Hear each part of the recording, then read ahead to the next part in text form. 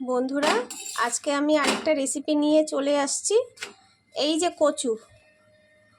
কচুগুলো এইভাবে লম্বা করে কেটে নিয়েছি। এটা এখন ভাপাতে দিয়েছি, মানে একটু গরম জলে ভাপিয়ে নেব। অল্প নুন দিয়ে দিয়েছি। এই যে বন্ধুরা, কচুটা যে ভাপাতে বসিয়েছিলাম এইভাবে ফুটিয়ে নিয়েছি। এটা এখন জল ঝরাতে দেব। ঝুড়ির মধ্যে জলটা ঝরিয়ে নেব।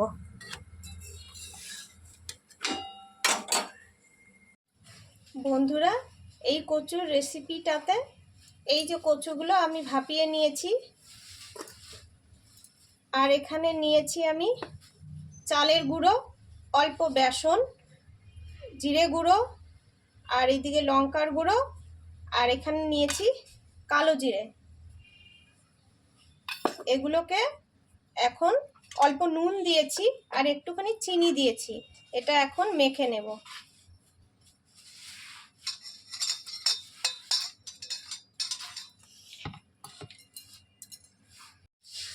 বন্ধুরা, এটা কিছুটা ফেটিয়ে নিয়েছি আর এখানে দিয়ে দিচ্ছি আমি অল্প কাসুরি মেথি। আর তখন আমি হলুদটা দেইনি, এখন হলুদ দিয়ে দিচ্ছি, সামান্য অল্প হলুদ। আর দেব অল্প সুজি, একদম অল্প। এটা এখন ফেটিয়ে নেব। এইভাবে কিছুক্ষণ মেখে রেখে দেব।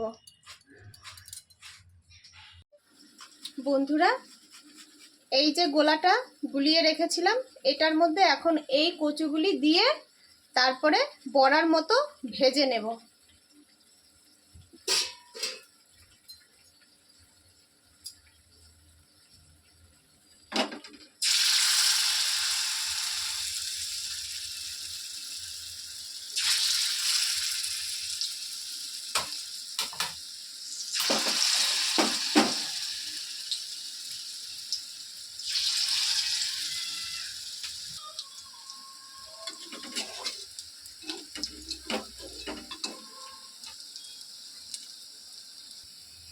বন্ধুরা, এই যে এগুলি আমার এইভাবে ভাজা হয়ে গেছে কচুগুলি, এখন তুলে নেব।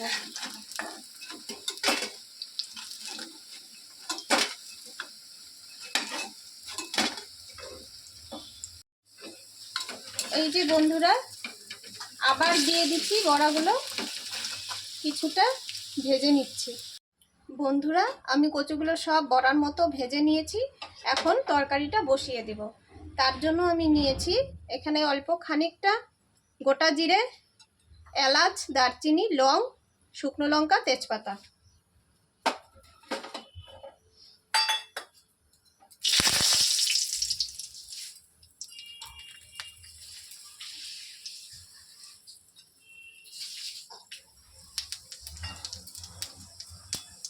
আর এই যে আলুটা এইভাবে কেটে নিয়েছি, আলুটা এখন দিয়ে দিচ্ছি।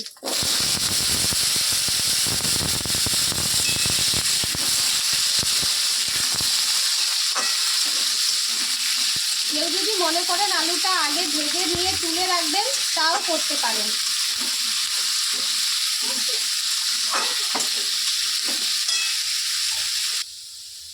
এই যে বন্ধুরা, আলুটা কিছুটা ভাজা হয়ে এসছে।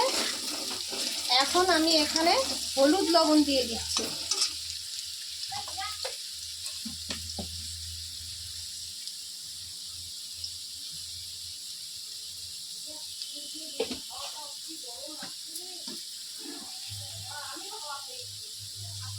এই যে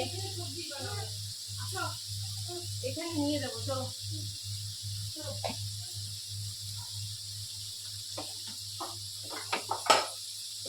হাওয়া খাওয়া যায়।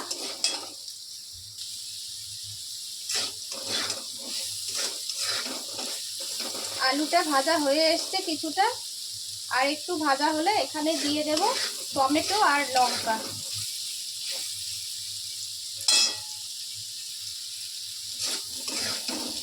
এখানে দিয়ে দিচ্ছি লঙ্কা আর টমেটো।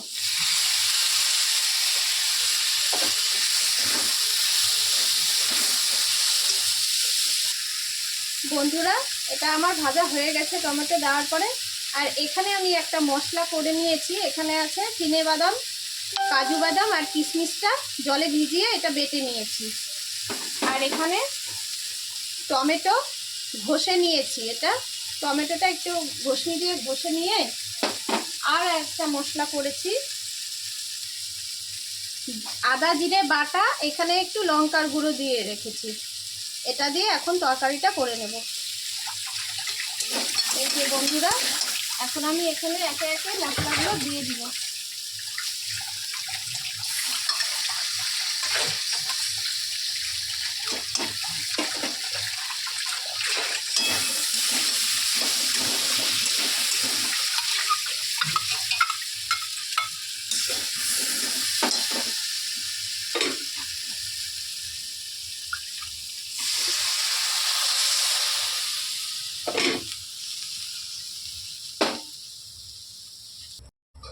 মশলার বাটিগুলো ধুয়ে একটু জল দিয়ে দিয়েছি। এই যে টমেটো বাটাটাও দিয়ে দিলাম, যেটা ঘষে নিয়েছিলাম। বাটলেও এরকমই হতো। এটা এখন কষিয়ে নেব।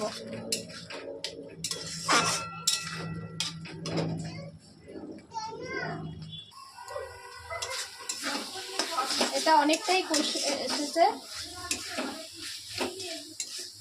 পাশে কড়াইতে আমি একটু গরম জল বসিয়েছি। কষানো হয়ে গেলে এই জলটা আমি দিয়ে দেব।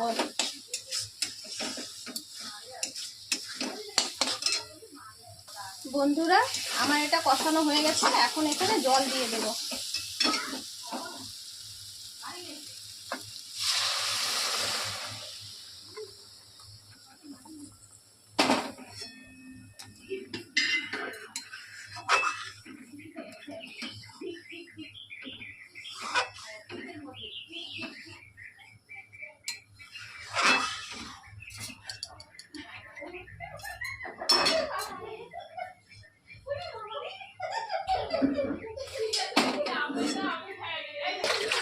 এই যে বন্ধুরা, ঝোলটা ফুটে এসেছে।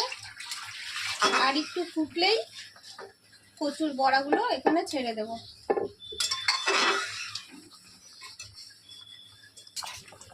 এখান থেকে কিছুটা আলু নিয়ে একটু গলিয়ে নিয়ে দিয়ে দেব।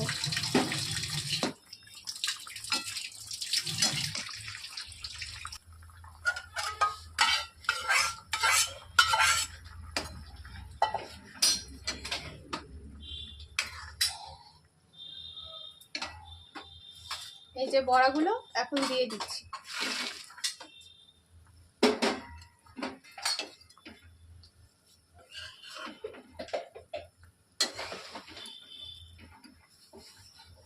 এই কচুগুলো যদি মানে আগালের কচু হয় তাহলে এই বড়াগুলো তরকারিটা খুবই ভালো হয়।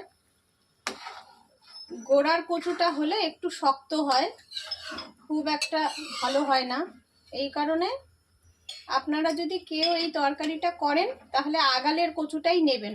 একটু বড় বড় লম্বা করে কেটে নেবেন, দেখতে আরো ভালো লাগবে।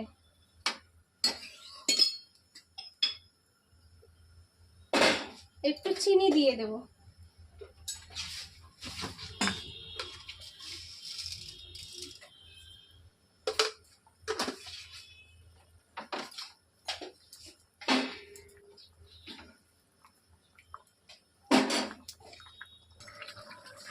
এই যে আমার এই তরকারিটা হয়ে গেছে, এখন নামিয়ে নেব। এটাতে ঘি গরম মশলা দেওয়া যায়, কিন্তু আমার যেহেতু শাশুড়ি এই তরকারিটা খাবে, ঘি গরম মশলা আমি দিচ্ছি না। ঘি গরম মশলা দিয়ে এটা নামানো যায়।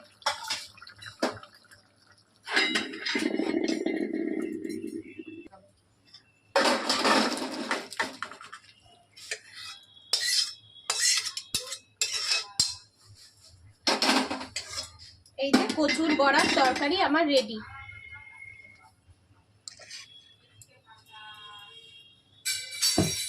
আপনারা অবশ্যই বাড়িতে এটা ট্রাই করবেন।